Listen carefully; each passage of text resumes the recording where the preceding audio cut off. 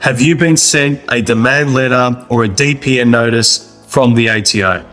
Just recently, the ATO seemed to be more aggressive on businesses that have been falling behind in their company and quarterly tax obligations.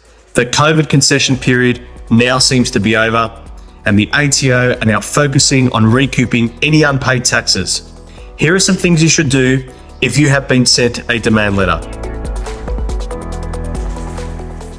Hi everybody, I hope you're all well. Now obviously, if you're a flow client, we've already looked after this for you. We would have already been on the front foot, so you've got nothing to worry about, but it's still good information anyway.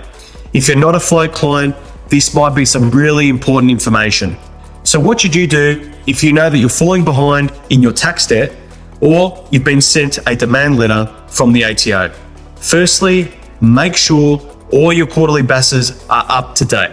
Did you know that if you had to close the company and liquidate and your quarterly BASs are not up to date, the ATO may forfeit your right to have your company serve as your asset protection? In other words, the ATO will hold the director personally liable for the debt and come after your personal assets to recoup the money you owe them. In most cases, if your BASs are up to date, it provides you with an opportunity to appoint a liquidator and go through the process with a lot less risk to your personal assets being attacked. Something as simple as your accountant not lodging your BASs on time could be a nightmare of an issue for you. So make sure you're on top of your lodgements. Secondly, get on the front foot. The ATO will not simply forget the debt, so don't ignore it. And if you haven't seen or haven't been sent a letter of demand yet, don't wait for it. Act now, because outstanding debts will incur interest and they'll cost you more in the long run. The ATO are process driven. So although you might have good reason for falling behind in your debt to the ATO, we know things happen in business. Once debt recovery is initiated from the ATO, it's a very impersonal process and negotiation becomes very difficult. So your accountant should be negotiating for you and communicating with you and the ATO ahead of time, before it becomes a problem.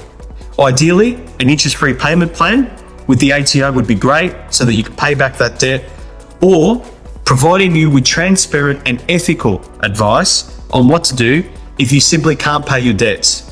A sluggish or inadequate response will give you less options and poorer results in the end. Your accountant won't be paying for it, you will. Thirdly, try not to make yourself sick from stress.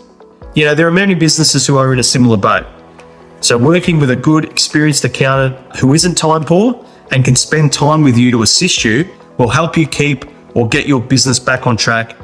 If a liquidation is necessary, a good accountant will be able to assist you with sound advice and should have partners in the business to help guide you through this process. So everybody, I hope that's helped. I know it can be a stressful time if you are going through some tax debt issues, but be assured, if you handle it correctly and have the right support around you, you will get through it, and it's not the end of the world. If you need any assistance from Float Accounting, we'll be happy to have a quick chat and give you some sound advice, so just click on the link. Take care everyone, and chat soon.